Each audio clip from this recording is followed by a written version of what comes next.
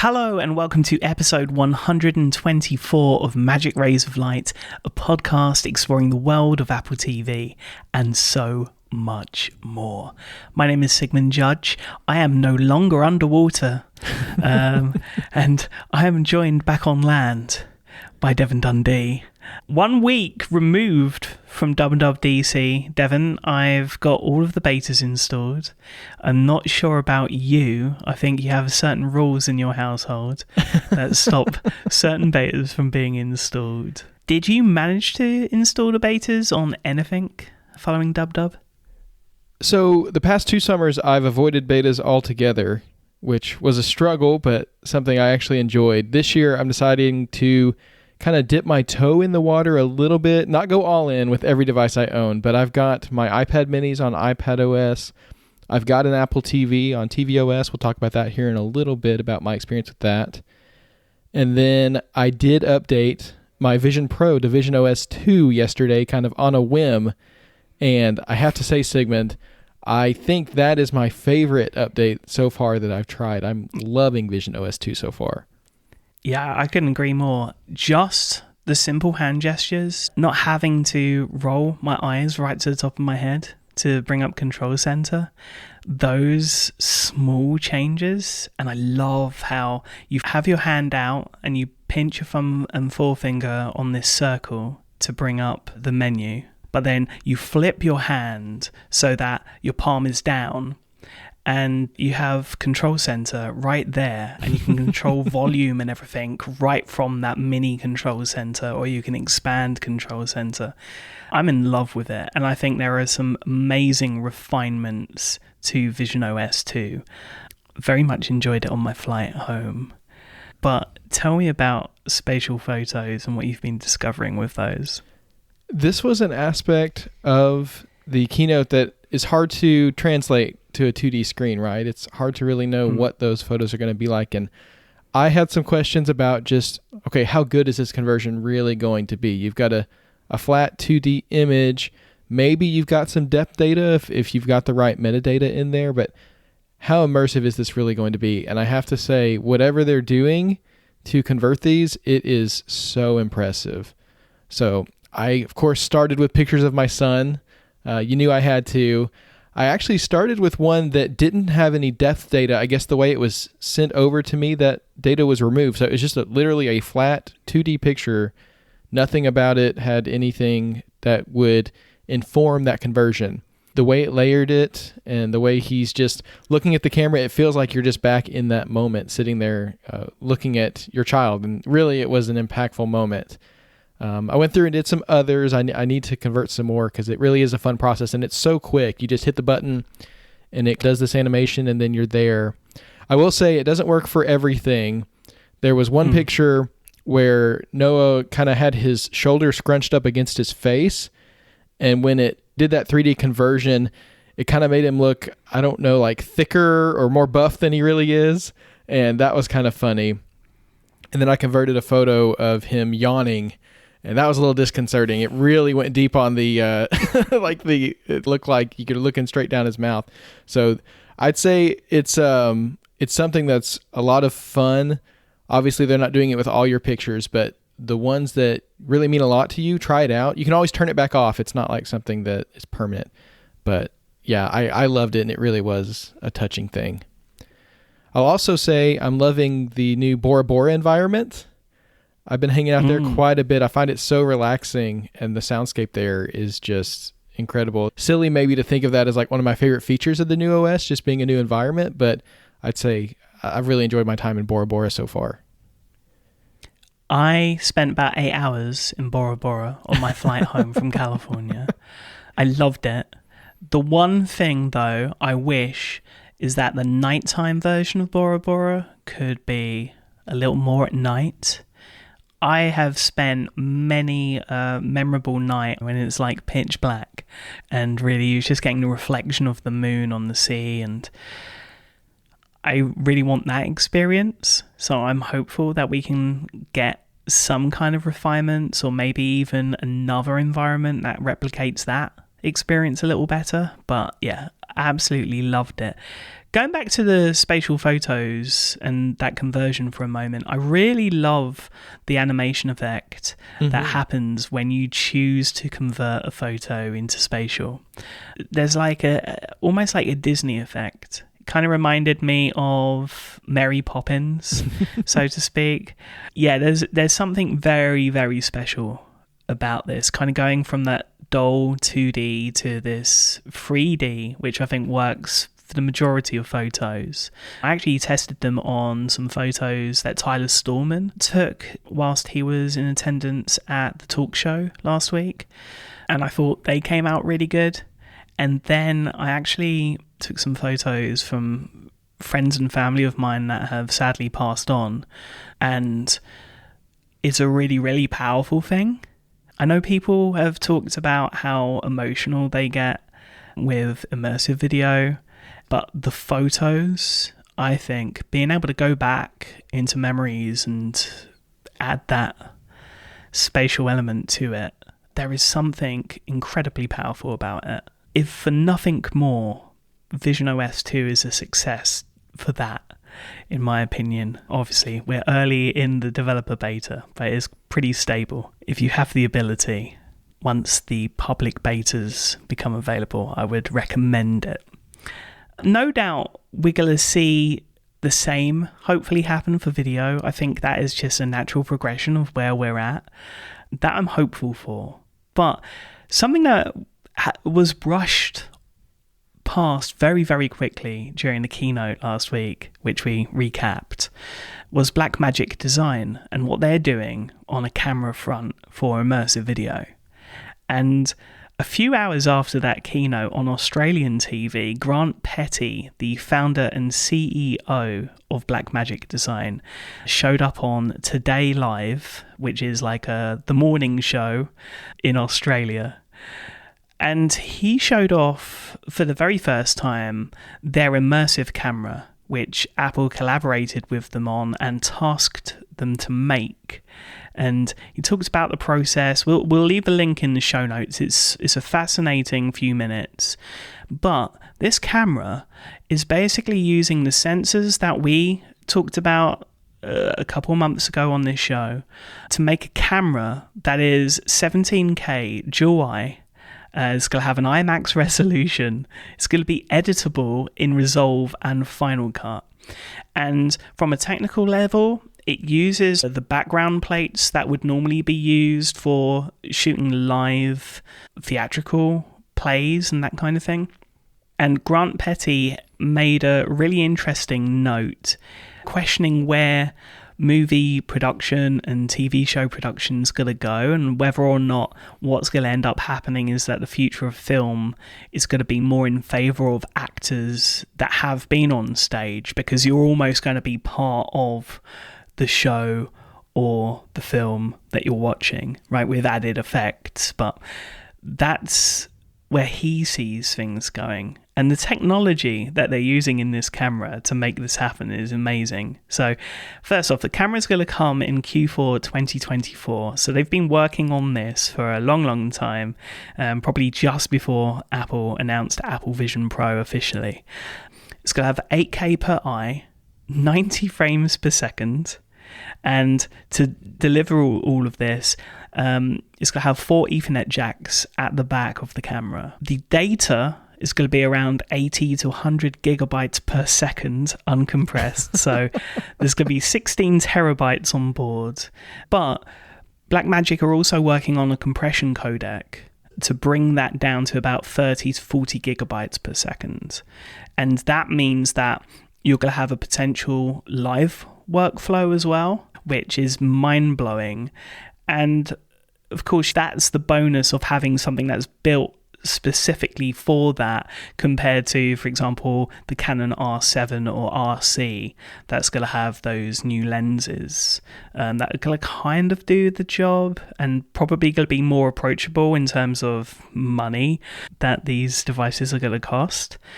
And what's interesting about this also is, you know, the current cameras we have at the moment, they don't quite give the result of what Apple have published themselves when it comes to immersive video.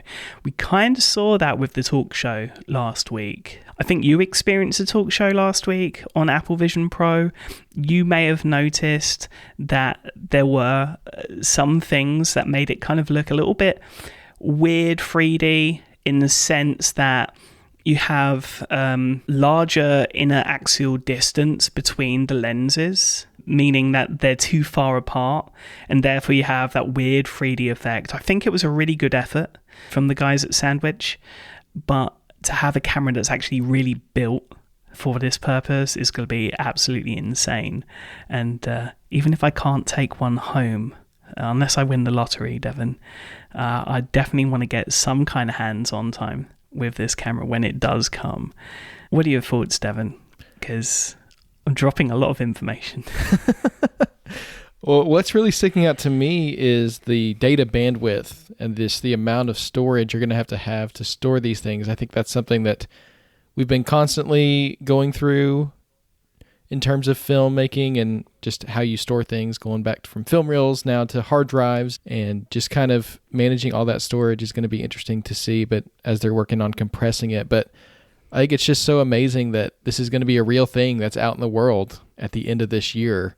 Immersive video still feels just so futuristic and just so far from what we're doing, so far from a lot of what we're seeing in Hollywood these days. But to know that creatives are going to get their hands on these, and to know we're going to be getting some third-party immersive content before long, I'm ridiculously excited. I can't wait for it. Now, one thing we won't be seeing anytime soon, Sigmund, is a successor to the Apple Vision Pro. The information reports that development on the next Apple Vision Pro has been put on hold in order to focus on a cheaper version of the product. That's news that just broke right before we started recording here. I thought we'd give our initial reactions to it. What do you think of this news about Apple Vision Pro 2 being put on ice? I think it makes a lot of sense right now, because Apple Vision Pro has yet to roll out internationally. And I think we're going to get that second round of impressions and people being really excited. Maybe not everyone's going to take one home, but everyone's going to want to take one home when the price is right for their personal budget, right? And so that's exciting. I kind of hope that we would get a successor to the original hardware sooner rather than later, purely for the fact that I think one of the big disappointments for me was I was really hoping that I would be able to play some of the console-like games on Apple Vision Pro directly. Death Stranding was a big one on my list, but in reality, I think when you look at it, all of the real-time rendering that the M2 chip is having to do in the Apple Vision Pro, all of the extra legwork that's being done to be able to play a console-level video game on top of that was probably too much to ask. And that's probably why in visionOS 2, we see Apple Vision Pro as an AirPlay receiver to kind of balance that out. I'm excited about whenever the new hardware comes. I'm excited for this to be not necessarily cheaper, but more accessible to people. But soon, very, very soon, people will be able to go into their local Apple store and experience it for themselves, whether they're in the US, in Canada, in Europe, in Asia. Yeah, it's fantastic. Most definitely. I find this news encouraging because to me it indicates they've had some kind of breakthrough on that more accessible Vision device, which is really the one that they need to get out the door next to get visionOS in front of more people, get more people on the platform and bought into it. Apple Vision Pro is so cutting edge. It's using the latest technologies in terms of screens and eye tracking, all of that anyway. So I think the next version, if they did one within the next couple of years, it'd probably be more of a spec bump anyway. So I think focusing on getting it accessible to more people is more important anyway. They'll get back to the Apple Vision Pro when there's more technology to add to it. But for now, they just need to get more people on the platform, and that means getting the price down with a lower cost and more accessible device. Yep. A very, very exciting future ahead. But back to the here and now, because this week on the show, we are going to give our first tvOS 18 impressions, including Some details on some features you may not have heard are coming to tvOS 18 and how that might change our scores when it came to our predictions last week. A recap of the Big Door Prize Season 2, a fantastic show. But we start with our highlight of the week, Presumed Innocent. A horrific murder upends the Chicago prosecuting attorney's office when one of its own is suspected of the crime, leaving the accused fighting to keep his family together. You aware that Carolyn was murdered? Your fingerprints were found in her bedroom. Am I a suspect? Because I did not kill her. We'll fight to save her family. I am not a liar. Well, you are. I lied about the affair, but I didn't kill her. You were there the night of. Are you a violent person? they have no case, so they're trying to frame me. They could put you away forever. I did not kill her. I didn't kill her. The series comes from David E. Kelley and J.J. Abrams. It's based on the novel of the same name by Scott Turow, which was also adapted into a film starring Harrison Ford back in 1990. This adaptation stars Jake Gyllenhaal, Ruth Negga, Bill Camp, O.T. Fabinier, Chase Infinity, and a host of others. Sigmund, I know you've been excited for this series for a long time, really since it was announced. This is our first courtroom drama on Apple TV Plus since Defending Jacob, so tell us about it. Yeah, I've been gripped by this show. I've watched all episodes on my flight home, all minus the finale, which isn't available to press, but we'll of course only talk about the first 2 premiere episodes from last week. The original idea is always that we watch the episodes as they release, but I just kept going, Devon. So guilty as charged, as I'm a big fan of courtroom dramas. So in Presumed Innocent, we follow Rusty Sabich, played by Jake Gyllenhaal. He's a prosecutor who learns of the death of his co-worker and is put on the case, unknown to anyone, that the victim was a secret lover of Rusty. And before he knows it, he's the accused, number 1 prime suspect for her murder. And that leads to him having to confront his affair with his loved ones, not just his wife, but his children and his colleagues, and eventually the world. This story is based off of a book. There was a film, as we mentioned, starring Harrison Ford in the 1990s. But watching this series adaptation, I soon realised that whether or not this series goes down the same trajectory, I couldn't remember how the story ends, as it's been a while since I saw the feature film. And that made me also feel like that was a symptom of this series adaptation being so original and so well put together. We've seen Jake Gyllenhaal play so many detectives on the screen, but in this, he brings to life such a well-lived-in character. And we see how the case affects his work life and his at-home life, the things he's been doing behind the scenes and the secrets he thinks he's kept from his kids. And those things that are revealed should theoretically destroy his world. But his wife, played by Ruth Negga, is trying to hold it all together despite the hurt that certain revelations cause the family to go through. She's trying to keep the family together even though the one she loves or loved is accused of all of these dastardly things. And in episode 2, Rusty admits to an affair that continued way after it was said to have ended, and he has to confront his family with the truth. You feel bad for his wife and children, but the deceit plants the seed of doubt on Rusty pretty quickly, which is interesting because this series starts from the perspective of Rusty as a good servant to his profession, only to have it flipped on us and then have him be put in the crosshairs as someone who could have potentially done it and someone that we should be suspicious of. Bill Camp plays Raymond, Rusty's friend, and later his defense.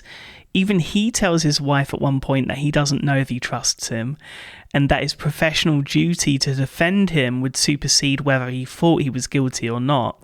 And that's followed by some surprise nightmare scenes with a David Cronenberg type vibe that really depict his inner conflict in the most shocking of ways. This show is also rounded out by the prosecution, Nico and Tom. Nico is played by O.T. Fabinier, and he's out for Rusty. Let's be certain of that. There's a professional conflict here, which I'd question maybe oversteps the mark beyond just doing his job. And there's obviously a part in this relationship that has also been further damaged due to the betrayal in the office in which they both served, because, of course, Rusty doesn't tell people before he's put on the case that he had an affair with the victim of the crime. Then we've got Peter Sarsgaard, who plays Tom, who's a slimeball, right? You see it in the present day, you see it in flashbacks, which includes an inappropriate touch of the victim within the office setting. He's corrupt on so many levels, and yet his character offers that conflict that's so delectable in a courtroom drama such as this.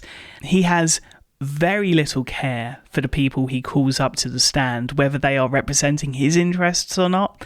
And really, he is the antithesis of everything upstanding in his profession. A real kind of Shakespearean level bad guy, I would say. An interesting portrayal, for sure.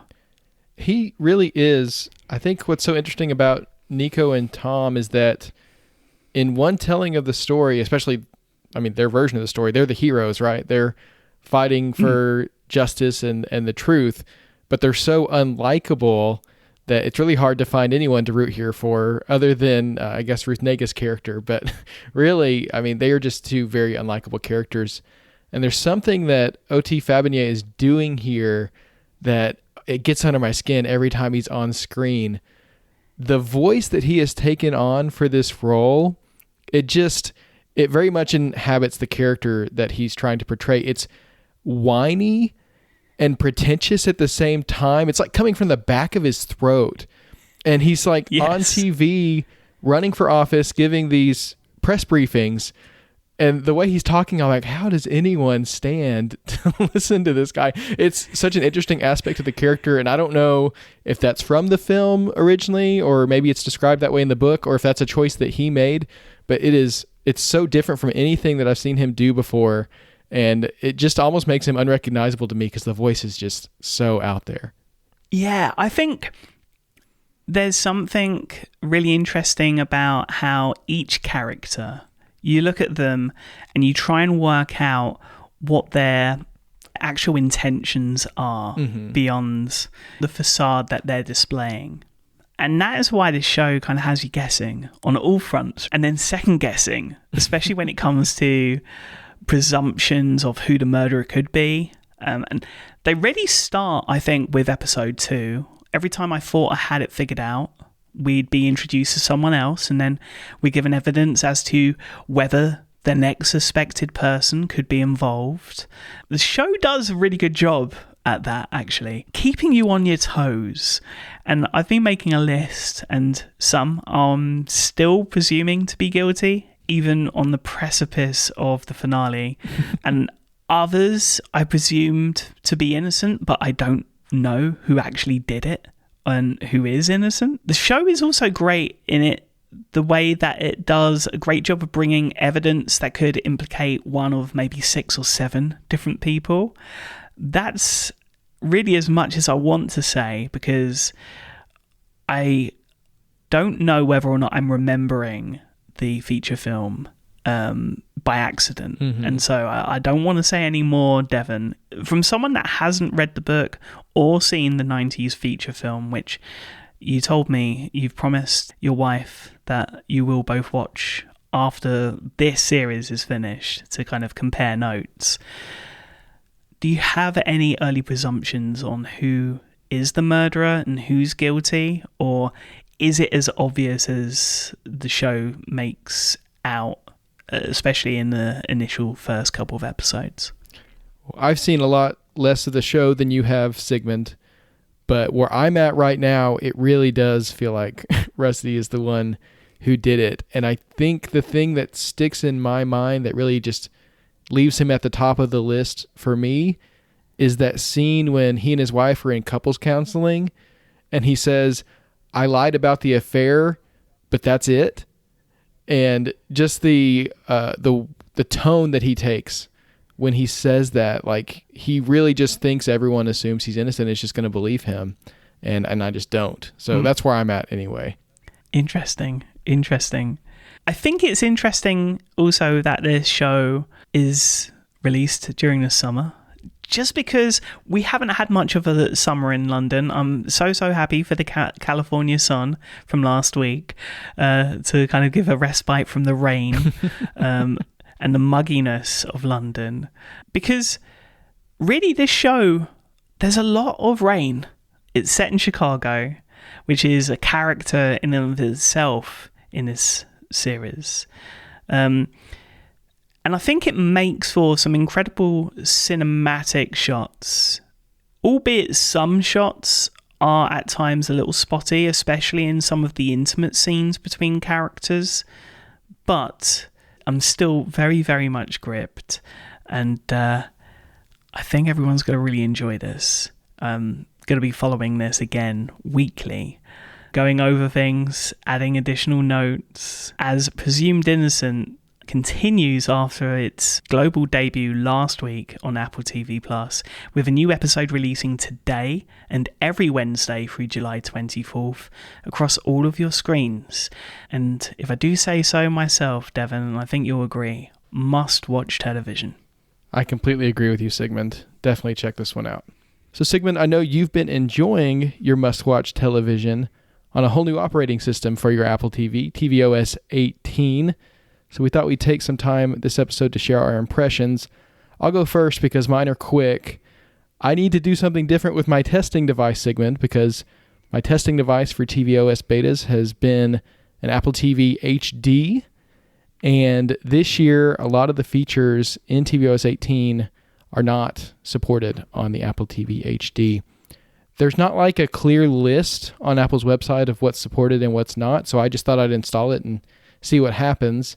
It's amazing that it's even supported at all, honestly, on an OS level. And if you are an Apple TV HD user, there are some things you're going to get, like the captions when skipping backwards or muting. That's included, which is great. I think the on-device Siri is also there because I did some Siri queries and they were really snappy. I was impressed with that. That's all I've been able to test so far, though. I need to figure out a new testing setup for tvOS betas. But I know you've been spending some time with tvOS 18, so tell us your thoughts on spending a week with it. Yeah, I think we should start with the headline feature for tvOS 18, which isn't currently available in Developer Beta 1, and that is Insight, which, as a reminder, is like a X-ray style feature from Prime Video, which for Apple Originals only allows you to see the actors that are currently on screen and their character names alongside the music currently playing, which you can quickly add to a playlist on Apple Music. So great integration there. My disappointment is that this is Apple Originals only, and I'm not sure what the roadmap's going to look like in terms of bringing those features to your movie and TV show purchases that aren't produced by Apple, because I feel like you really need to have something universal there. Does there need to be an API in the future? Is there just no way of that being a future that we can live in? And if it is a future that we'll be able to experience, how long until this is going to be working across the board? So big questions there. In terms of like my initial impressions of tvOS 18, there are small changes here, and there's more small changes than we thought we knew about. So in the library, for example, when you go to a movie, you can hold down on the movie and you can go to the store listing, which is really, really helpful.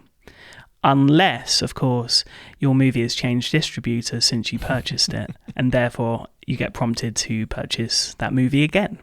So there are still issues that haven't been fixed in the TV app, and that's a disappointment. Some things I really liked. I love how they've implemented the screensaver menu.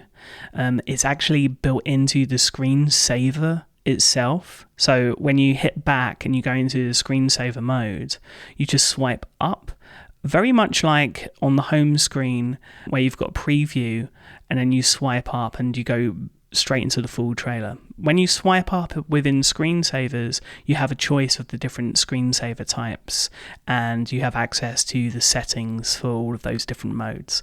So very, very cool.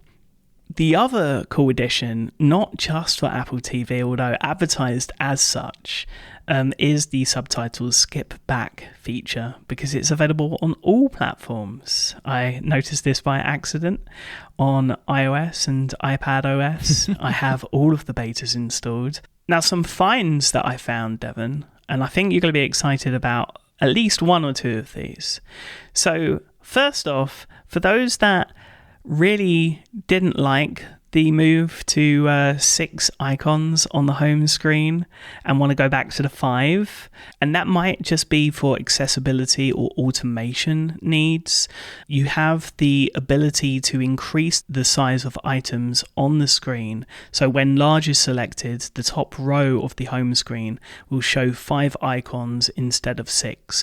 That's how it's explained in settings, but in reality, all of the rows revert back to the 5 before tvOS 17. So that's cool. The highlight, I think, is the ability to have a dedicated camera. This is a wish fulfilled, Devon. In tvOS 18, users will be able to set up an iPhone to use as a dedicated camera that can be left connected to use with your Apple TV. I think that's great. Lots of people, I think, will be upgrading their phones this year, especially if you don't have a Pro phone and you're wanting access to the Apple Intelligence features that were announced last week. Now you have a use for that phone after September rolls around. So that's very, very cool. Then from an accessibility standpoint, we have an extended version of enhanced audio. Now, we talked about enhanced audio last week getting an extra boost feature, which was going to further boost the dialogue being spoken within a scene. This is voice isolation for enhanced audio. And this is hidden within the accessibility options. And basically what happens is when someone is speaking, it isolates their voice from the music. So the music almost disappears and you're just able to hear their voice isolated. It's pretty incredible. Lots of real-time onboard machine learning happening there. This is almost like the opposite of Apple Music Sing. Like they got the technology to isolate the voices and bring them down, and now they're doing the opposite. They're bringing them up and taking the music down. I could definitely see some scenarios where I might go into these settings, flick that on for a certain title or for just a certain portion of something that I'm having trouble with. But I think for people who really struggle to hear what people are saying on the television, this is going to be a huge boon and something I'm excited to try out myself. Yeah, I think the nice thing about this also is that it integrates right into the video player. Oh. So you can turn it on in the accessibility settings and it's just there forever as an option. So for me, it should just be something that's integrated into the video player. It doesn't need to be switched on, and it's just an added feature, provided Apple can explain it well. Maybe the reason why it's hidden is because it explains exactly what it does. That's a great introduction to the feature. But yeah, I'm blown away by it, and I'd never thought of it that way, as the opposite to what Apple Music Sing does. And yeah, you're spot on. When it comes to the TV app, there's a couple of things that I thought were really cool, especially when it comes to sports. And I noticed this during sports. So first off, when you're in the home area of the TV app and a live game is happening, rather than just seeing a still image of that live game, you'll see a live view of what's happening in that game, which I think is very, very cool. I think it can be turned off, provided you don't have live scores on. I think that is turned off as default. With live scores on, you get a full kind of preview of what's happening in that moment in the game, which is cool. But if you hold down and rather than play, You know how you had the options to start from the beginning of the game? Well, now there is an option, and it's called Key Plays, where it gives users the ability to access editorialized highlights from a game ongoing before jumping in live, which is very, very cool, because you can kind of see, oh, there was a red card here, there was a goal here, there's a yellow card here. Obviously, I've just checked it out with MOS, but I'm sure the same occurs for MLB as well. That's cool. But then when you're in a game also, when you flick down within the video player, you've got your live sports, you've got your information as you normally do. But in there also is the addition of key plays, which has all of those key plays in like a row of tiles, and you can select one of those tiles and then watch. And then, of course, once you're in looking at that highlight, they have paginated dots at the bottom, very much like how extras work in the TV app now. And you can just flick through those highlights, then press the back button and head back to the live game. So it's really cool if you're like 20 minutes late and you've been stuck and you've missed some of the game and you want to quickly catch up. It's a really, really cool feature. But we're not finished, Devon. Accessibility. VoiceOver will have an audio ducking facility, reducing the volume of media and calls when VoiceOver is speaking. So that's going to be really, really cool for those that use VoiceOver. And then going back to screensavers, portraits can feature all of the people in your photos or only the ones you mark as favorites in the Photos app. And you can also choose to include your pets, nature, and cities as well. So there's a lot of customizability within that feature that hadn't gone into detail during the keynote. And that, I think, is pretty incredible considering what we initially thought was included in tvOS 18. Lots of small additions, but I think meaningful additions that we didn't know this time last week. Now, I did put a thread up, both on X and Threads, with my findings, which I decided to do, I think, at about 3:30 a.m. as I was going through jet lag and everything that comes with it. And the funny thing about it was there were lots of likes and that kind of thing, but there were also lots of requests in my thread for features or setting options that already exist. Simple stuff like turning sports scores off or disabling Siri or stopping HDMI bonks, which are, the blackouts when frame rate changes or this kind of thing, right? Which, of course, has been addressed provided you have the display hardware and the newest Apple TV 4K hardware to be able to eliminate that. And it made me think about Apple Intelligence and how their example of Apple Intelligence was very much Apple support, right? Where you could ask how to do something and Apple Intelligence was able to. And I think that's going to be really, really handy for Apple users, but especially Apple TV users. So I love being able to fix people's problems, but if you were frustrated as a user of Apple TV that these things just weren't there and you didn't know where to look to change those particular things, I think that addition to iOS later this year is going to be huge. Oh, most definitely. I do a lot of tech support for people who are having trouble with their phones or just looking for a setting. How do I change that thing on my AirPods where it hangs up instead of mutes? Stuff like that. And I think my first answer for people is going to be, first, just ask Siri and see if Siri can help you do it first, before my second option, which is I'm going to type what you just asked me into Google and see what the first result is. I think that's going to be really exciting and helpful for people. Yeah, we've all been there, haven't we, Devon? So very quickly on iOS, one addition that I'd noticed, well, two actually. One is that on the remote app now, with the Find My Remote, the prompt is explicit on what you have to do before you start doing it, which I think is really, really cool. And then also the apps, when it comes to the TV app and the sidebar, the apps are circular now on iOS, whereas they were square there, but they were circular on the TV and visionOS. So that's all uniform as of tvOS 18 and iOS 18. And of course, you've got that top bar, which you can edit. You can add things like your library or specific categories from your library, which is very cool. The thing that I was excited about for many users, not myself, but for many users, was I thought the ability to be able to remove MOS for those that, that bugs. You cannot.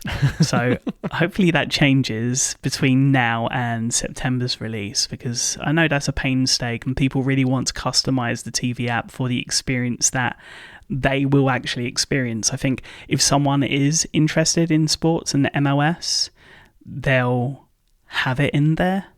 For those that don't, it's just that bugbear. It's that thing that's there that they'll never use. Because if they were interested, they'd already be either subscribed or they'd already know about it. So that is a bit of a bummer. But overall, I think things are really quite positive. I'm interested to see if the top bar on the iPad and the ways you can adjust it changes throughout the beta cycle. I'm wondering if those will get more customizable as things go on.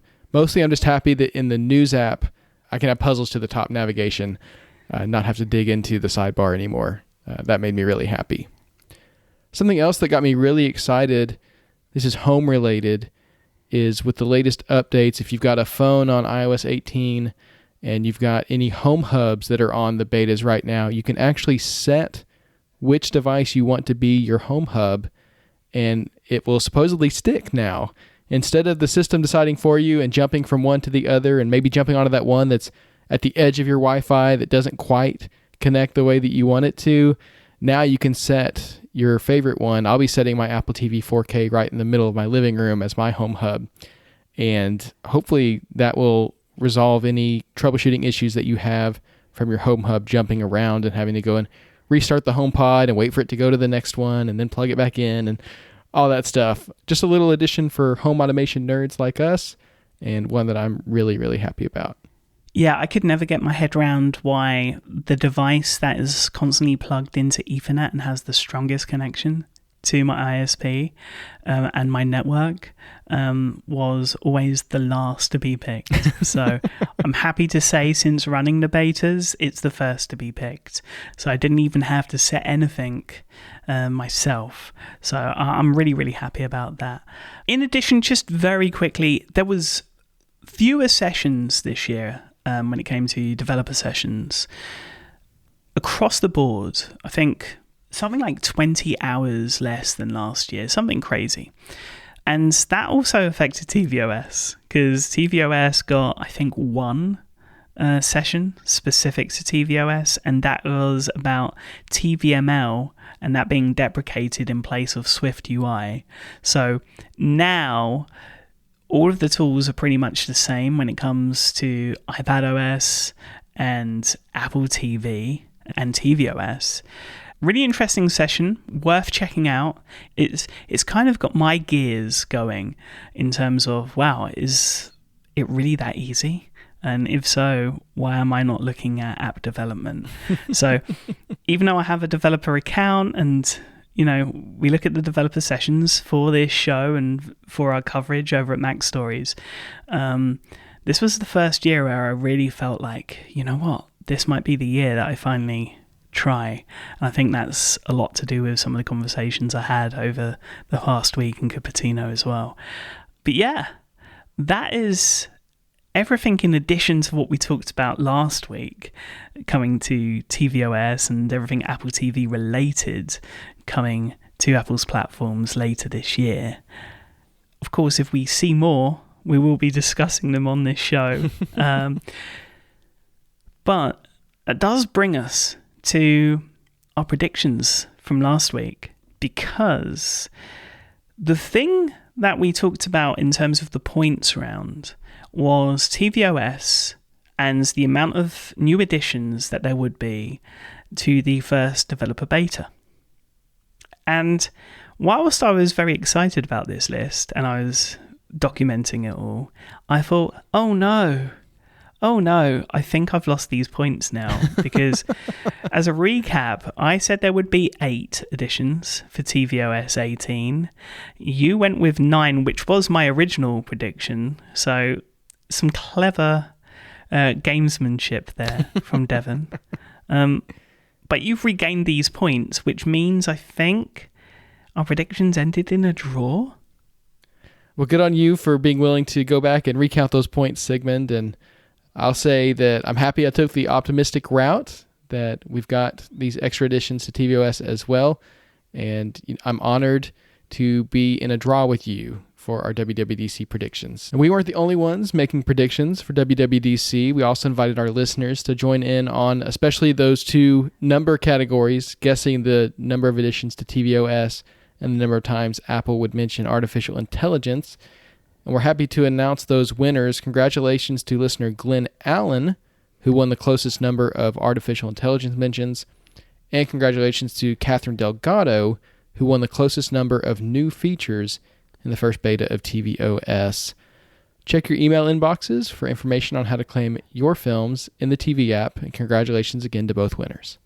Well, that's a wrap on Beta Talk for now, Sigmund. As you said, we'll continue to monitor the situation throughout the summer and keep everyone updated.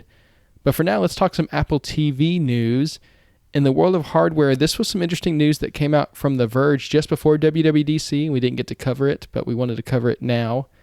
According to FCC reports, M3 Max and M4 iPads include a Thread radio that is currently inactive, but could potentially be enabled for future use. So we're seeing Apple put these Thread radios in more and more devices. We don't know exactly what the purpose is. Of course, Thread is thought of as the basis for Matter and the way that home devices communicate, but who knows where Apple could be going with these devices now being in Macs and iPads as well. Yeah, I think it's going to be interesting because I would have imagined hearing about Thread radios that we would see some kind of like spatial automation. That did not come with the announcements this year. Of course, Apple always looking far ahead, many, many years to come. We still really haven't seen much with regard to ultra wideband, apart from, I think, like an addition of being able to unlock locks based on your proximity, which is very cool. I'd imagine there would be something to do with universal control, maybe handoff, maybe something like that could come and bring the ecosystem even closer together than it already is. Maybe multiple iPads being able to do that together in a different way without the need for Wi-Fi and just using the Thread radios. That could be cool. I'm excited about second screen experiences, whether that's Apple TV, iPadOS, iOS, and seeing how they all communicate with one another, because we got really excited about the prospect a few WWDCs ago, and things haven't really gone further in that time. So I'm hoping for a surprise in the next year or two. We got some new Beats products this week. Beats Solo Buds are now available for pre-order with delivery tomorrow as we release this. We talked about these when they were announced alongside the Beats Solo 4s, but just as a reminder, these have the smallest charging case that Beats has ever made because the case doesn't have a battery in them, but they're in-ear headphones with USB-C charging, multiple ear tip sizes. They come in matte black, Arctic purple, transparent red, and storm gray, and they cost just $80. We'll leave a link in the show notes if you're interested in ordering these. Seems like a really cool entry point to the Beats lineup. And the Beats lineup keeps growing, or at least we hope so, finally, because whether this is just a trailer for a new Beats original film or something else, I think it's something else, because the new Beats pill has been teased yet again, this time with a video on X featuring LeBron James and the caption, "The Predicament," with the date the 25th of June. So I think we're going to get an announcement. It does feature a silver Beats pill playing a Millie from Lil Wayne, who LeBron James, I think, had a recent beef with, and maybe that was just part of the promotion. We'll have to wait and see. I'm just really hoping that when this Beats pill does come, that it's going to have Siri integration, in terms of being able to listen out for it, because otherwise I may be going with one of those portable battery-powered stands for my HomePod Mini and finding a use case for that. Yeah, lots and lots happening in the world of audio, and I'm sure there's going to be more stories to come from Apple's audio division before the end of the year. In app news, Netflix is testing a redesign of its Apple TV app with tiles that dynamically enlarge when selected, and the return of a top navigation bar.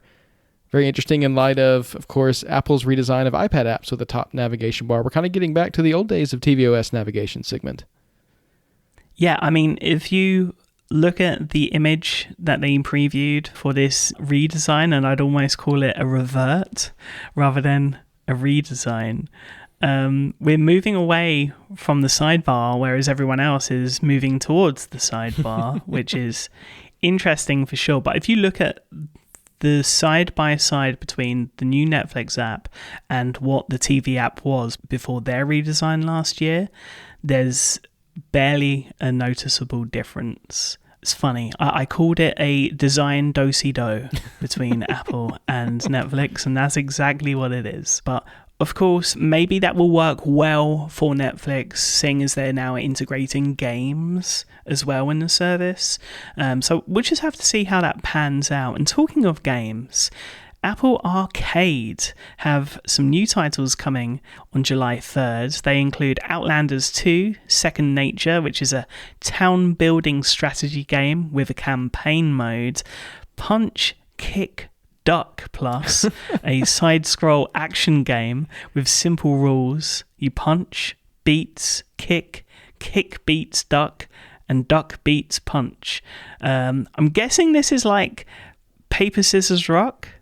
You're shaking your head at me. I'm processing this information as well. Just the name of this game, Punch, Kick, Duck Plus. Pretty amazing. I have to imagine it has to be some kind of rock, paper, scissors style. Like you face off with somebody, you got to pick your move, and if you pick the wrong one, they beat you, I guess. I'll be interested to play this one on July 3rd on Apple Arcade. Then we have Zenkoi Pro Plus, a single-player experience designed for ultimate relaxation, where you collect and care for koi fish as they transform into dragons. This sounds amazing. And I got to say, the last two titles that we've just mentioned, Punch, Kick, Duck Plus and Zenkoi Pro Plus, for those that have them, I really, really hope that we see renditions of these in visionOS as spatial games. They sound perfect. Again, especially if Punch, Kick, Duck Plus is a take on rock, paper, scissors, which I'm surprised someone hasn't made a rock, paper, scissors game for visionOS already. So if there is one, let us know by emailing the show magic@macstories.net. Devon, I think it's time to really go into the world of streaming. There's some news that you've been keeping your eye on for a long, long time. We thought it was going to happen, then it was off again, then it was on again, then it was off. What's the latest when it comes to Skydance and their potential purchase of Paramount CBS? Well, it turns out, Sigmund, that it's not happening after all. We almost reported on this last week that it seemed like it was going to be a done deal. They had agreed to terms that were going to be presented and finalized, and it seemed like the sale was just going to happen. And then all of a sudden, merger discussions fell apart last week. Two companies just couldn't agree to terms, and it sounds like it's just completely off. They're not talking anymore. Skydance has just completely walked away and will not be purchasing Paramount. I don't know exactly what to make of this other than that Paramount's issues continue, and we hope to see them find some kind of solution, whether it's independent or a purchase. I know we've heard Sony was thinking about it before Skydance got involved, so maybe that'll happen. I'm thankful that Skydance is not going to be owning their own streaming service because, of course, they have their deal with Apple TV Plus that's been very beneficial, and we hope to see that continue. But yeah, it's a wild world out there. I don't envy the people who are having to make these financial decisions and all these negotiations, because I can only imagine it's quite stressful now for the three CEOs of Paramount trying to navigate this time. One company that definitely won't be in for the running, I don't think, is Sony. They just, this past week, bought out Alamo Drafthouse Cinemas, that whole theatre chain, which I think is a real plus for the theatrical experience, but it does kind of leave Paramount Plus open to a potential purchase from, we'll whisper it, come on Eddie Q, do the right thing. But, you know, hey, the saga continues. It most certainly does. Our last bit of Apple TV news for today is actually more Vision Pro news. I just thought this was an interesting application of the technology in the real world. U.S. hardware store Lowe's is testing a new in-store Apple Vision Pro experience featuring the company's Style Studio app. You can actually download Style Studio to your own Apple Vision Pro. You don't have to go in store for that. But if you go to one of these experiences in North Carolina, Carolina, or New Jersey, you can book an appointment where you'll be guided by a Lowe's employee through the process of designing a 3D kitchen using your Apple Vision Pro. And once finished, you'll be able to export your creation for future reference and, of course, purchase any desired supplies at your Lowe's store. So I thought that was just a really cool application of their app, a way to get more people using it. If you don't own a Vision Pro, you can go in store and try it out. And I kind of imagine what the training must have been like for these Lowe's employees, teaching people how to get it on and use it and navigate it, and then I guess hopefully make some sales off of it. Yeah, I think the first thing I would say is, if your first impression of Apple Vision Pro is in a Lowe's store, I'm really, really sorry that there isn't an Apple store near you. I think this is a great implementation, but I really worry about how grubby those Apple Vision Pro headsets are going to be. Are they going to come out in a tray like on the Apple Store? I don't think they are. Maybe on a tile or something instead. We'll have to wait and see. But yeah, it's cool. It's a little bit strange, I have to admit. But please, I implore you, if you've not tried Apple Vision Pro yet, go to an Apple Store first, then go to Lowe's. Apple gave us a bunch of Apple original trailers this week. Some of them we'll get to cover in depth. Some we'll have to cover more briefly just for the sake of time. Let's start with Sunny. The life of an American woman living in Kyoto, Japan is upended when her husband and son disappear in a mysterious plane crash. As consolation, she's given Sunny one of a new class of domestic robots made by her husband's electronics company. My family was in a plane crash. Things have been, Hajimemashite, Suzy-san. weird. I'm Sunny. Okay. Sunny was created by your husband. Did you really know my husband? My first memory is meeting you. Suzy-san, do you want something from you? I'm gonna find out what happened to my family. Maybe I could help figure this out. What are you hiding from me?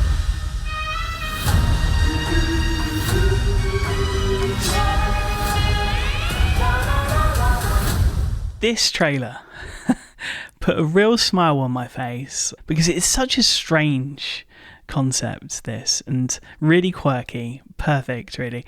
This is a half-hour, darkly comedic drama created by Katie Robbins and based on the book Dark Manual by Japan-based award-winning Irish writer Colin O'Sullivan, and it stars and is executive produced by Rashida Jones, who plays Susie, who's given Sunny a robot her husband was secretly working on before his untimely disappearance.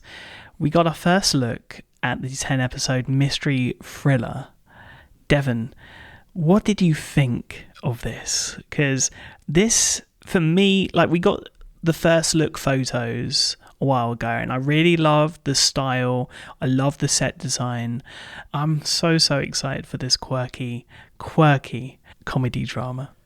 Yeah, you used the word quirky. I describe the trailer as eerie almost. There's a mismatch of tones here, I would say, where of course you've got the little funny moments where Rashida Jones is falling out of the chair and being interrogated and that kind of stuff. But then there's just these very just odd moments where, of course, the whole premise is that she loses her son and husband in a plane crash, and she had no idea what her husband's work was. He apparently was lying to her about what he was working on. And so she's given this robot that he was apparently developing before his death, but she doesn't have any interest in robotics. She seems to actually kind of be antithetical to that whole world. And then you've got this, of course, this relationship between her and Sonny, which I can't tell if it's probably going to start off, I'm guessing, to have some conflict, but hopefully there'll be some funny moments there. Now, I will say, I love a robot in a series, Sigmund. My favorite part of Star Wars is always the droids. I always look out for the droids, and Sonny seems like a great addition to the series. They're going for like a cutesy kind of vibe with her and her face and everything, but it seems like there's something maybe a little bit darker underneath the surface there. So I'm very much looking forward to this one. The tone is interesting. It looks unique and not like something that we've seen on Apple TV Plus or really anywhere else before. So I'm excited to get into it. Yeah, when you say eerie, I kind of get what you mean in a strange way, because this reminds me of the show Barry. In some ways, there is a tone there that is kind of reminiscent of that fantastic HBO series. But also, it's mixed with, and I don't know if you've seen this film, and if you haven't, take a note down of this, Robot and Frank.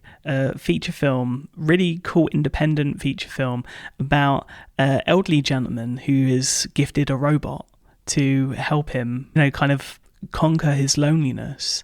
In a weird way, the same kind of thing going on here, but with normal, kind of more human circumstances than this kind of outlandish story in Sonny. Of course, Sonny, not long before it premieres, July 10th on Apple TV Plus, and of course we'll be talking about that more nearer the time.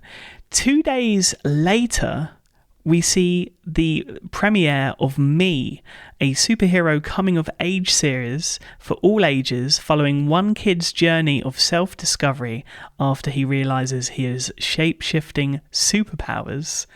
And this was something that just kind of came out like a rocket out of nowhere. Really, really excited for this. It looks fantastic, and yes, whilst maybe not one of the trailers that we're highlighting today, I think when Me does release, we'll be talking about it quite a bit. Earlier today, Devon, we got another trailer whilst we were prepping for the show.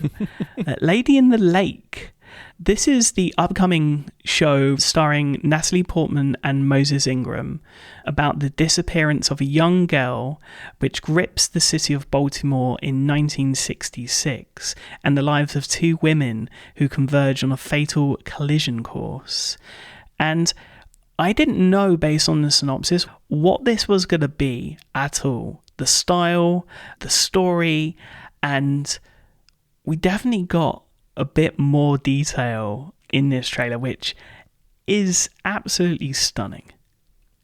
I was amazed by the grandness of the trailer in light of the synopsis. I, like you, didn't super know what to expect, but it looks like what we're going to get is kind of a non-linear story about the way these two women's lives intersect. They don't seem to really know each other in person, but Natalie Portman's character takes on the case of this woman's murder, who becomes known, of course, as the Lady in the Lake when she's found there. And it really just puts her life in a tailspin in a lot of ways. Natalie Portman is an actress who I love anytime I see her on screen, going all the way back to the Star Wars prequels, of course. But seeing her in an Apple original and seeing her on this series, I think it just takes it to a whole other level of prestige. And like I said, I think the word that really stuck with me from the trailer is just grand. This is going to be a bigger show than I expected, and of course, period piece. So a lot of elements there that I'm really looking forward to. Of course, Lady in the Lake, July 19th, so not far away at all, coming to Apple TV Plus, and you'll be able to view that across all of your screens. Alongside Women in Blue, which also received its debut trailer last week. In 1971, four women will defy ultra-conservative norms and join Mexico's first female police force, only to discover that it's a publicity stunt to distract the media from a serial killer as the body count grows. They make a pact to bring the killer to justice. This looks fantastic. I'm very, very excited for this when it premieres July 31st. But I think the highlight when it comes to trailers this past week was, of course, the debut trailer for Apple original film The Instigators. Rory and Cobby are unlikely partners thrown together for a heist. But when it goes awry, they team up to outrun police, backward bureaucrats, and a vengeful crime boss. You the Marine? Yeah. You the ex-con? Yeah, I did time, but you're only gonna cast aspersions at me, guy. It's your first job? I know what I'm doing. A little late for a career change, ain't it? Gotta find those guys before the cops do. Everybody in New England is after us. Go! What are you doing? Taking notes. Taking notes on a criminal conspiracy. Well, an action-packed trailer, I think you will agree, directed, of course, by Doug Liman, starring Matt Damon and Casey Affleck, as well as an all-star cast including Hong Chow, Michael Stolberg, Paul Walter Hauser, Ving Rhames, Toby Jones, Ron Perlman, and Jack Harlow. But the biggest character in this trailer, I think, is definitely Boston, which just adds to the Mark Wahlberg, Matt Damon confusion. I'm sure I'm not the only one. Damon and Affleck play two Boston area dads from different backgrounds. Damon's Rory is a former Marine facing financial and familial troubles, who has always done things by the book, whilst Affleck's Cobby is a career criminal who's rough around the edges. In one scene, we see Cobby's son blow into a breathalyzer so Cobby can use his motorcycle, which I thought was hilarious. And then together they kind of involve themselves in a robbery planned by Scalvo, played by Jack Harlow. His actorial debut was White Men Can't Jump, the remake. And then Mr. Bisagi, played by Michael Stolberg of A Serious Man fame, in which they rip off ill-gained earnings funding the corrupt mayor of Boston, played by Ron Perlman. So there's a lot going on here, Devon. What did you think of this trailer? I had to say it was hilarious. I really thought it looks like just a really fun and funny film. I really enjoy Matt Damon's accent, as you mentioned. Just the Boston of it all really contributes to how funny this film, I think, is going to be. I find it interesting the addition of Hong Chau's character, Dr. Rivera, who plays Rory's therapist and gets brought along for the ride somewhat against her will, I think. But we don't totally know the story there. I think she's an interesting twist on this archetype of the heist movie, but throwing a therapist in there who's kind of working through some of his issues along the way. I think that's going to be really funny. Of course, Rory's someone I think we can root for. He's a dad who's trying to make things right with his kid. So he may be making some bad decisions here, but he's got some good intentions behind it. So we'll see how that all plays out for him, but I think this is going to be a fun one. The Instigators is in theaters August 2nd, and then comes to Apple TV Plus on August 9th. Nice to see that quick turnaround for Apple Originals. We're going to talk about an Apple Original film doing the same this week, a little bit later on in the show. But when it comes to release news of Apple Originals, we have quite a bit. Apple Studios' Formula One feature film will be distributed by Warner Brothers and will debut in theatres, including IMAX, on June 27th, 2025 in North America, and starting June 25th, 2025 internationally. Of course, this is from director Joseph Kosinski and Jerry Bruckheimer Films, Plan B Entertainment, and Lewis Hamilton's Dawn Apollo Films. The feature stars Brad Pitt as a former driver who returns to Formula One and was filmed on location during actual F1 Grand Prix weekends, which we've covered on this very podcast. So excited that we've finally got a date for that, even if it is a whole year away, Devon. I'm excited to see the theatrical release of this one locked in, and now we can add it to our calendars. I think this is going to be a big deal. Something that hopefully a lot of people will go out to the theaters to see next summer. Apple Original documentary series Omnivore will debut July 19th on Apple TV+. Created and narrated by chef Rene Redzepi, the series takes viewers on an immersive journey into the world of food, exploring the profound beauty and intricate complexities of the human experience through the lens of the key ingredients that connect us all. A first look at the series is linked in the show notes. Of course, we talked about this a couple of weeks ago. It's good to see a confirmed date. And We're doing it again, Devon, because Cowboy Cartel is a 4-part documentary expected to release later this summer, I believe in July. It's about a rookie FBI agent who uncovers a massive money laundering operation in American horse racing as he risks his life to take down the culprits, Mexico's deadliest cartel. Just the synopsis has me very, very intrigued. I'm excited for this. I think it's nice to get the odd surprise because we've not heard about this, I don't think, at all. Maybe we have? No? I don't believe we have. Yeah, nice to see. And that's some good news before a bit of bad news, I think. Or at least not confirmed bad news, but it's just something I noticed. I tend to go on eBay a lot looking for Apple TV Plus and Apple Original promo items that members of the press get that sadly we don't, hopefully one day. And in amongst my searching, occasionally I come across props from Apple Originals that have been already or are about to be cancelled and haven't been officially cancelled. And normally you get an idea of early cancellations just based on the fact that certain props, if they're for sale, you wouldn't normally sell them for continuity issues. And so, based on a series of eBay listings featuring props and jewelry from the show, we do not anticipate that The Changeling will be renewed for a second season. I told you about this earlier this week in our private messages, and the first thing you said to me was, it's a shame, but they may have kind of overstepped the mark, and maybe this should have just been a limited series and not a double season. Of course, what we're saying isn't confirmation of a fact that The Changeling has been cancelled, but it sounds like, and it looks like it probably has been.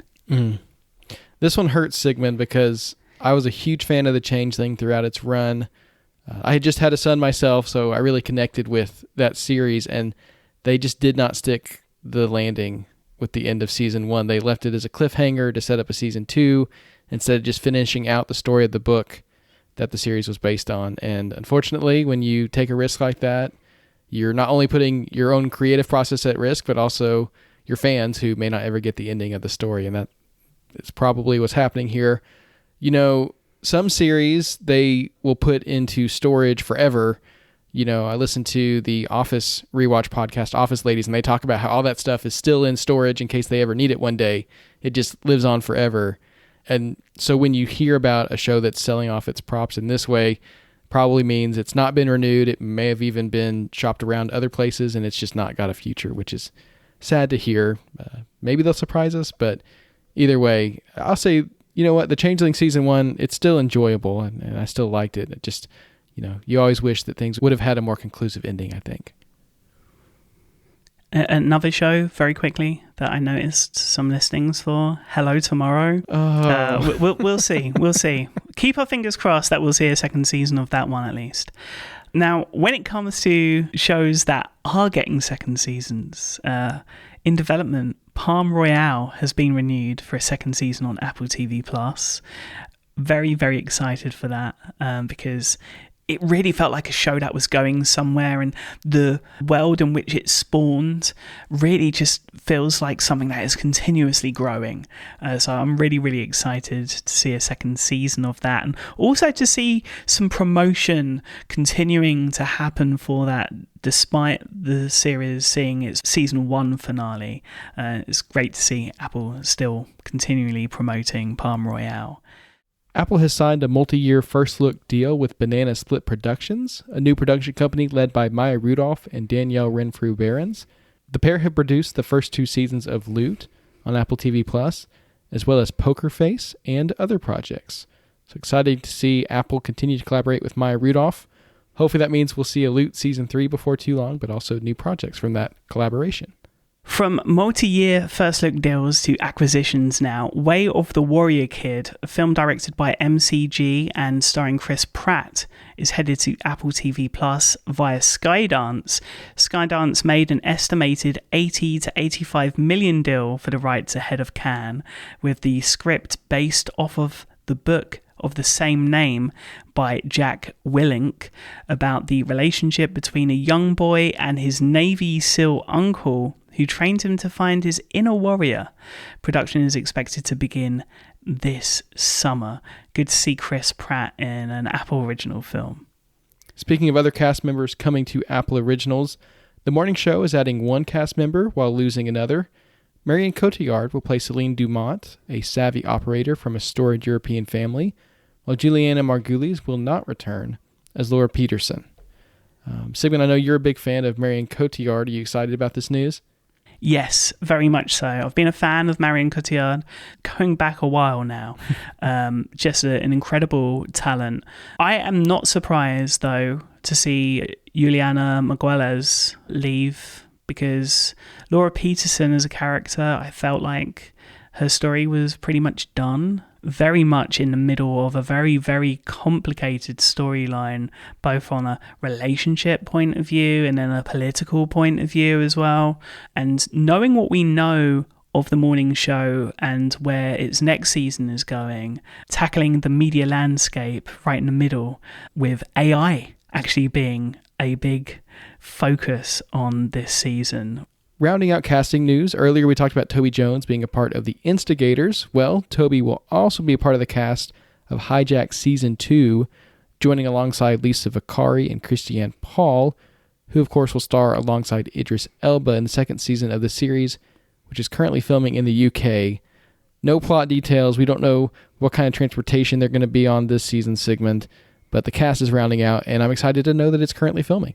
Hopefully no problems in the air this time around. It's going to be interesting to see what gets hijacked next season. Speaking of problems, Sigmund, we have a little update on the problem with Jon Stewart. He appeared on Matt Bellany's podcast, The Town, last week and touched on the cancellation of his Apple Original series. I will say there's nothing like super revelatory there. He didn't come out and say exactly what subject it was that, was an issue. I'll also say I think he was very proper in the way he spoke about the whole thing. He was funny, obviously. I mean, he's Jon Stewart, come on. But he didn't have anything bad to say about Apple. He didn't say they were censoring him or anything like that. He understood where they were coming from with the cancellation. He said they did some things to take care of his staff, even as they were laid off right at the precipice of season 3 filming. And so it's nothing super dramatic, but if you want some more context there on what went down, it's a 2-part episode of The Town. We'll link to it in the show notes. And lastly, Warner Brothers Television CEO Channing Dungey reunited our hopes for more Ted Lasso, or maybe even a spin-off, at the Banff World Media Festival, saying, "We've had conversations about all of the above. I think Jason Sudeikis is open to the idea, but I think he wants to have the right idea, which I appreciate. So, hope is still alive, Sigmund. We have to believe in believe." And, someone is stirring the pot as well. Because in the promotion to the complete series on DVD and Blu-ray, Nick Mohammed put complete series in quotation marks. So consistently stirring the pot is Nick, and I love it. Hopefully we'll see the return of the award-winning comedy series at some point in some form. But for this week, we have a little bit of awards news, and that would be the nominations for the Television Critics Association Awards, which sees nominations for Outstanding Achievement in Children's Programming for both Frog and Toad and Snoopy Presents Welcome Home Franklin. Winners will be announced for the Television Critics Association Awards on Friday, July 12th. Now on to this week's Apple TV releases. Today sees new episodes of both Presumed Innocent and Trying. Loving this season of Trying, Sigmund. I think you are too. Yes, should have been called Crying, because that's what I do every episode. But yeah, love Trying. Today also sees the penultimate episodes of Acapulco and Dark Matter. Excellent adult science fiction series, Sigmund. Apple's just really killing it in that area. On Friday, we see the theatrical premiere for Fancy Dance. Of course, a film that we've been looking forward to for a long, long time. Initially premiered last year at Sundance and then shown around the world during the various film festivals. Headlined, of course, by Lily Gladstone in a story that sees her play Jax, an Indigenous woman who has cared for her niece Rocky ever since the disappearance of her sister by scraping by on the Seneca Cayuga reservation in Oklahoma. Of course, every spare moment goes into finding her missing sister whilst also helping Rocky prepare for an upcoming powwow. Now, if like me, you're a fan of independent cinema with a message, then in short, after having the fortune of seeing it this week, I can say that it's superb. We'll be talking about Fancy Dance in depth in a fortnight's time, 1 week following its streaming debut, but thankfully everyone has a chance to see it on the big screen this week thanks to a wide theatrical release. Make your way to your local theatre and support local theatres by seeing Fancy Dance on the big screen. Something we're supposed to be seeing on the small screen this Friday is documentary Bread and Roses. It was announced in a press release to come out this week, but now it's listed on Apple's PR website as coming soon, and it's not listed in the TV app at all, so we're not 100% certain that it's coming out this Friday, but it was announced as such, and so we wanted to be sure to shout that out, so keep an eye out for it when it does come out, potentially this Friday on Apple TV+. As far as Friday Night Baseball this week, we've got the Arizona Diamondbacks at Philadelphia Phillies at 6:30 p.m. Eastern, and the Atlanta Braves at New York Yankees at 7 p.m. Eastern. On Saturday and Sunday, we see the return, of course, and the continuation of MOS Season Pass. Interesting point of the season to kind of go over how things are looking. Both the Eastern and Western conferences are quite tight. Inter Miami lead the Eastern Conference by 2 points, having played 2 more games than second place Cincinnati, whilst Real Salt Lake lead LAFC in the Western Conference by a single point, having played 1 game more, and Minnesota are way up there on 29 points in 4th place, Devon. I think you may just be a good luck charm. Well, hey, I'm still rooting for Minnesota. They've been pretty high up on their conference charts all season long, and happy to see the success. But as you know, Sigmund, anything can happen throughout the season, so we're keeping an eye out. As far as extras this week, lots of fun behind-the-scenes featurettes. For Presumed Innocent, we've got Jake Gyllenhaal and Nina Mensa getting quizzed on legal terms. For Dark Matter, we've got the creators of the series going back and talking about the choices that made them, kind of reflecting on key moments in their lives where they could have gone a different path. For The Instigators, we've got the Best of Boston FaceTime featuring Matt Damon and Casey Affleck calling their friends and asking how they liked the trailer. And anyway, there's some funny reactions in that one. A couple of fun extras in the world of Palm Royale. Kristen Wiig, Kaya Gerber, and Josh Lucas judge a cat fashion show. These are cats that are dressed like characters from the series. Really funny little featurette there. And then there's another one where Kristen Wiig and Kaya Gerber talk iconic looks from the series, talking about their characters' fashion and just the fashion of the show. For fans of Loot, Maya Rudolph and Kirsten Lee Mann help you dress for the job you want, so some more fashion there. And finally, for fans of The Morning Show, Theo Iyer, who plays Corey's assistant Kyle on The Morning Show, did an AMA on Reddit. We'll link to that in the show notes as well. Tons of extras to check out this week. Lots and lots of fun stuff out there. Whoever came up with the cat fashion show deserves a raise at Apple PR. Let me just say, hilarious. More of that, please. More of that. Of course, we round up this week by going back to last week. The Big Door Prize saw its 2nd season finale, and that means we're about to go into spoiler recap territory. A small town is forever changed when a mysterious machine appears, promising to reveal everyone's true potential. Soon residents start changing jobs, rethinking relationships, and questioning long-held beliefs, all in pursuit of a better future.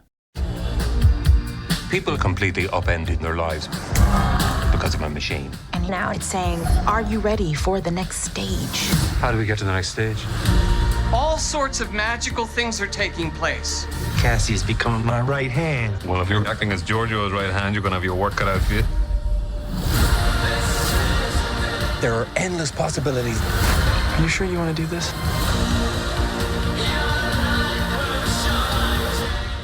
Well, season 2 is done and dusted, but the mofo machine is still chirping along. What did you think of the Big Door Prize season 2, Devon? I have to say, I loved season 2 of the Big Door Prize. This was a show that we knew it was coming, but in the sense of just my radar, it kind of came out of nowhere for me. I didn't have any idea of what to expect, but the first season just gripped me so much. And this second season really just kept me holding on, and I enjoyed it a lot. It's not what I was expecting, but I'd say it's better than what I was expecting in a lot of ways. It was more focused, I think, on the characters and character development than on the mystery of it all, which is what I was really anticipating. But honestly, I think it's stronger for that. I really enjoyed just getting to spend more time with these characters again. There's so many amazing personalities, and it felt like everyone got their moment to shine this season. Unlike last season, they didn't have like a specific episode that was focused on a certain character. They kind of just let them all intermix, but I think everyone got some time in the spotlight this season. I'd say one theme of this season was less focus on individual changes and more focus on relationships. There's just a lot of interpersonal stuff going on this season. You've got Dusty and Cassie, played by Chris O'Dowd and Gabrielle Dennis, going on their self-pluration in light of getting their cards and everything they've been processing based on the Morpho machine. They decide to take 6 weeks off and be apart from each other, which happens in some hilarious and also heartbreaking ways, I would say. It was really hard to watch, honestly, just the slow dissolution of that relationship throughout the season, unfortunately. Then you've got Dusty and Alice, played by Justine Loop. Dusty, he takes this separation from his wife and immediately gets into another committed relationship, which I think tells you a lot about Dusty and kind of some of the decisions that he makes.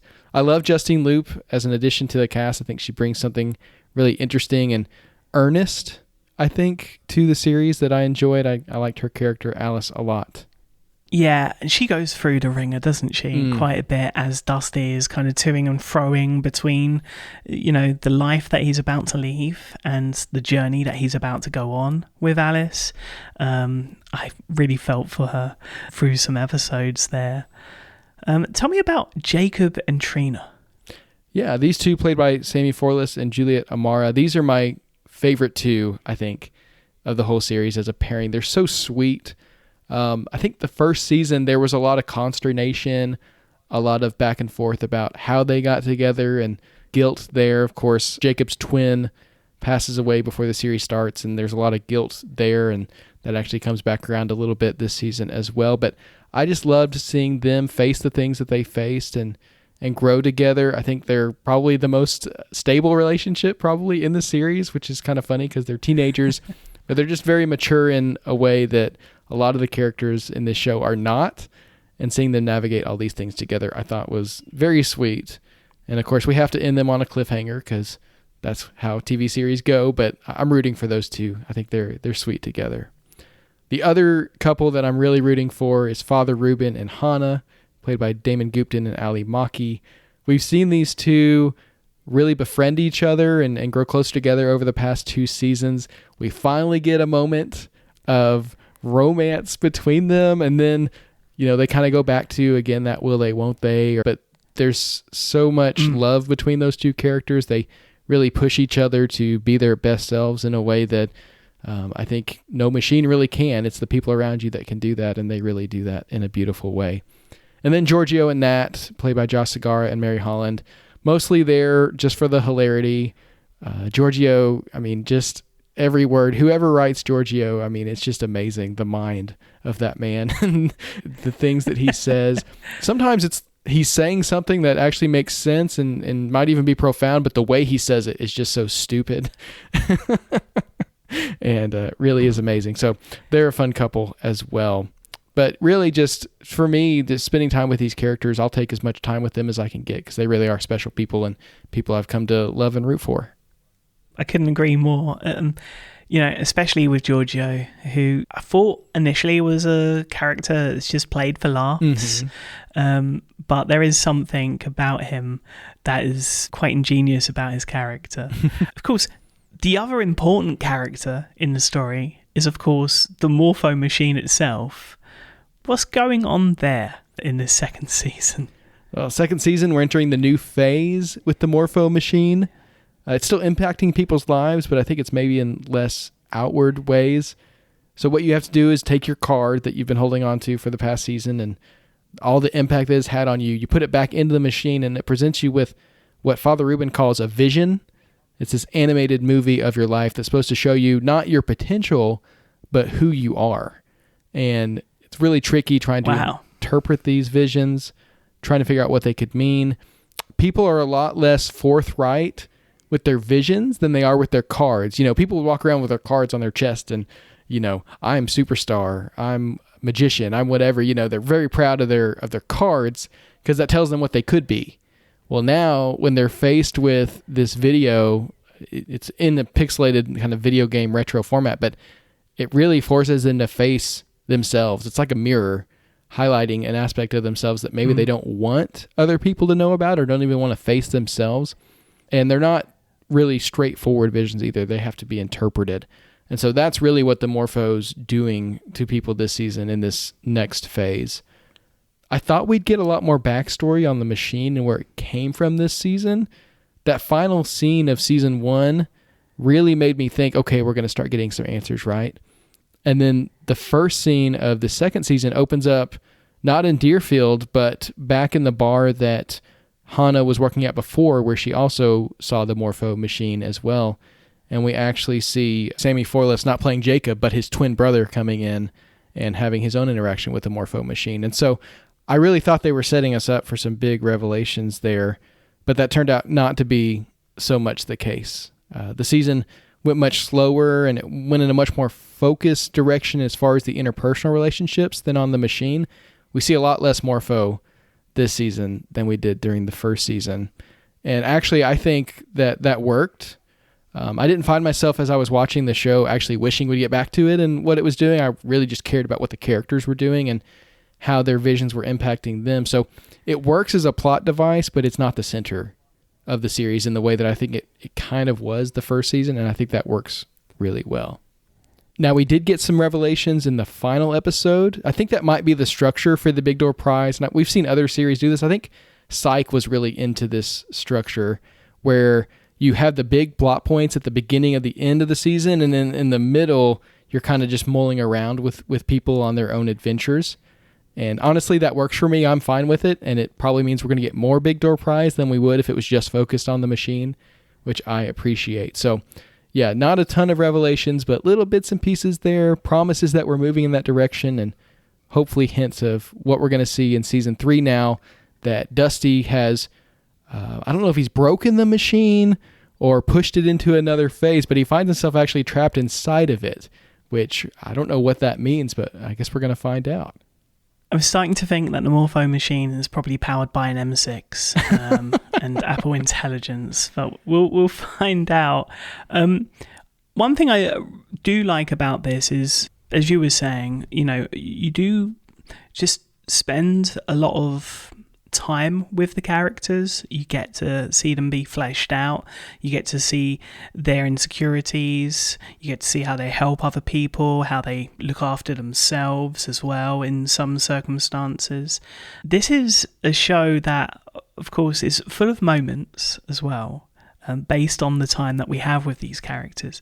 So what are your favourite moments from season 2? I'll say any scene that Dusty is in, I was laughing. Just seeing him fumble through every situation.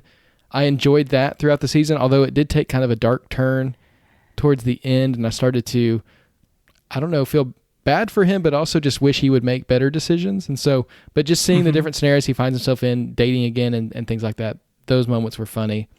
Seeing Cass take charge at Giorgio's and the reveal that she and Giorgio are going to be business partners, and that was actually his secret plan all along. Again, there's a subtle brilliance to Giorgio. He's not completely stupid. He just sticks his foot in his mouth everywhere he turns. But seeing how far those two have come over the past 2 seasons and to the point that they're business partners now. That was a cool moment. And seeing Cass just kind of start to make some progress in her own self-exploration, I thought that was great. But I have to say my favorite episode, Sigmund, and I hope you agree with me, of this whole season was Our Town, a high school production of a classic play, but somehow this one little interaction with Father Reuben where he tries to teach a child how to push someone else turns into this adaptation where Our Town is played out in terms of wrestling.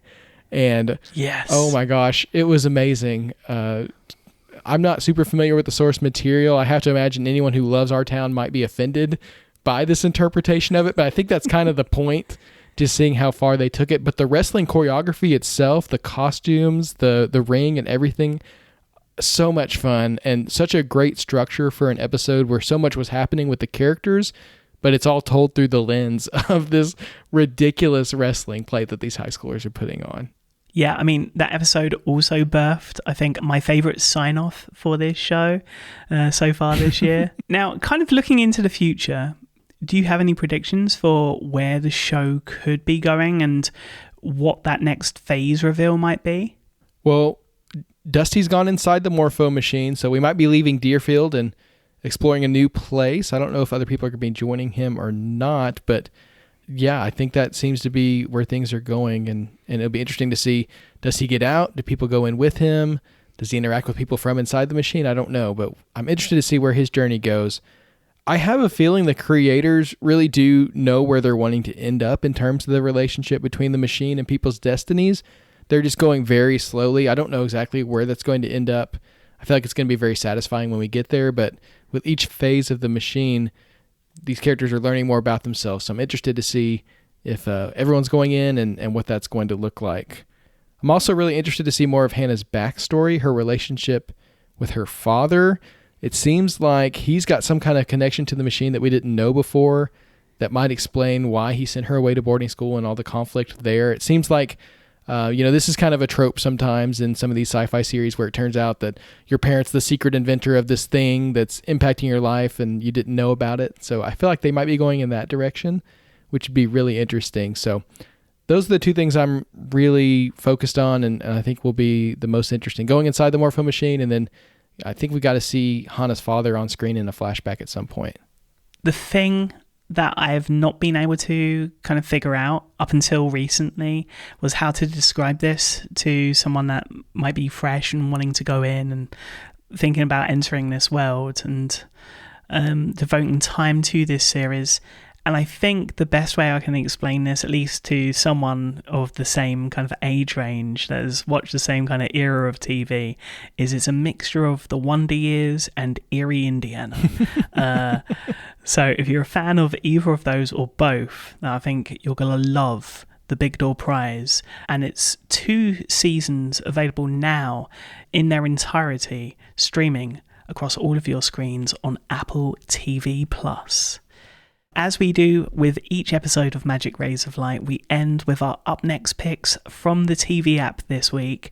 And Devon, as soon as I saw this, I was like, oh, I've seen this featured in the app, and this definitely pricked my interest. So I'm glad to see you having this as your Up Next pick this week. Tell me about Pretty Little Liars Summer School. This is the 2nd season of the Pretty Little Liars, not quite a reboot, like a sequel series on Max with a new batch of Little Liars. It's set within the same world as the original series, which I enjoyed as a teenager back on ABC Family, back when that was a thing. The original series was more of a soap opera. This is definitely a horror, almost to the point of like 80s slasher. Yes. And this season, they are super leaning into it. They've got some of the set design, the costuming, the music, all of it. It really just gives you that 80s vibe, even though the show is set in modern day. All the characters drink from these soda cans that just look like the classic 80s soda cans, and there's no explanation whatsoever for it. But it really just sets you in that vibe. This is created by Roberto Aguirre Sacasa alongside Lindsay Calhoun Bring. Roberto Aguirre Sacasa is the creator of Riverdale, which aired on the CW for a long time. And this very much feels like a mashup of Pretty Little Liars and Riverdale, but For me, I'm still new to the horror genre. I've just started getting into it the past couple of years, very slowly because it scares me, of course. But I always struggle with modern horror to tell if it's earnest or if it's like some kind of meta parody.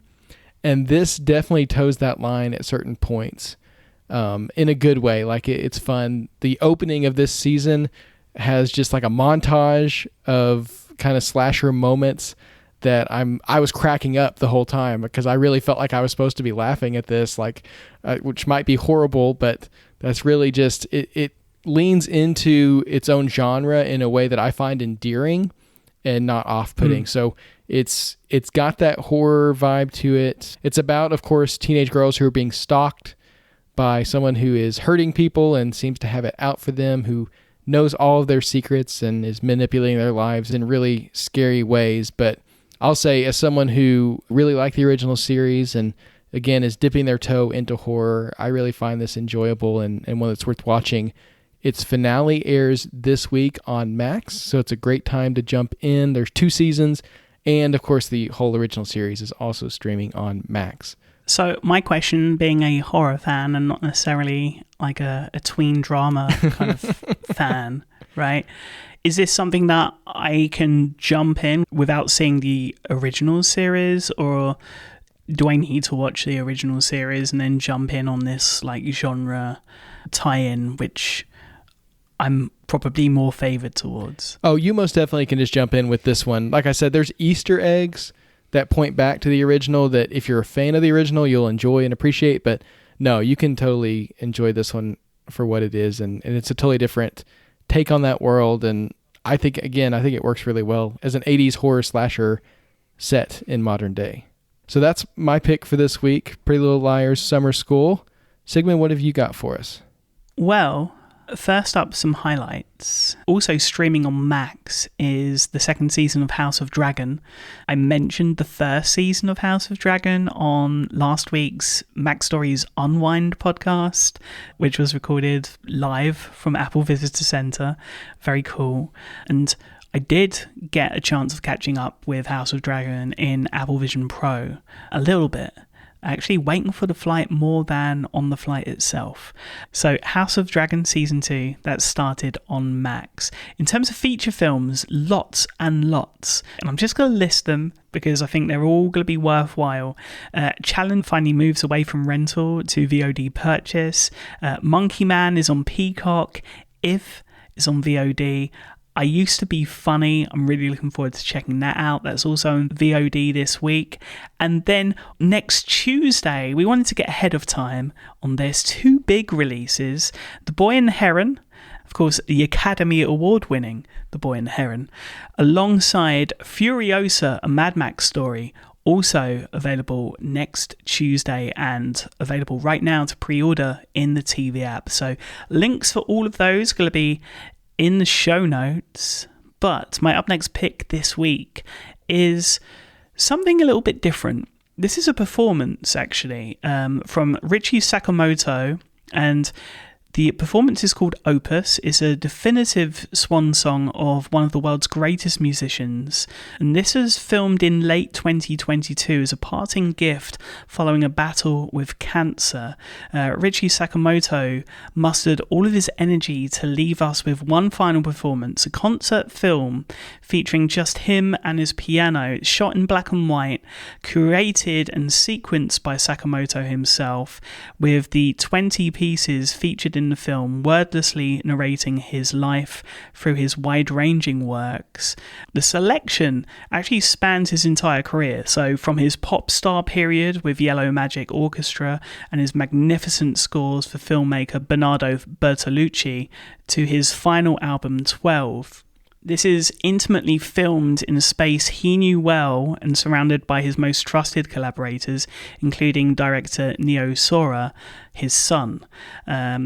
So this is a very, very touching performance and film, beautifully shot. Sakamoto bears his soul really through his melodies, knowing this was the last time he would be able to present his art. And I think knowing that there's an extra power that comes from this performance. Now, I actually saw this film over the weekend whilst reuniting with some of my musician friends who I once collaborated with as they headlined a heavy metal music festival at Donington Park this past weekend. And after watching it, I was just mesmerised, a little bit tearful, and it's just a really beautiful film, very subtle, black and white, and it is literally just someone sitting down and playing the piano. And if you know his work, you'll hear some beautiful stripped down versions of some of his most famous compositions. And so it comes highly, highly recommended. And again, that is Opus from the late Richie Sakamoto, available now in the TV app. What a great pick, Sigmund. Thank you for sharing that. And that's going to be the end of our show this week. Of course, we want to thank everyone so much for listening. We welcome your feedback, so be sure to follow us on Apple Podcasts, leave us a rating and review there. You can contact us on social media via the links in the show notes, and you can email the show or send us an iMessage to magic@macstories.net. We'll be back next week with The Land of Women and a look back at The Big Cigar. So until then, stay safe, watch some Apple TV, play some Apple Arcade, and have a great week.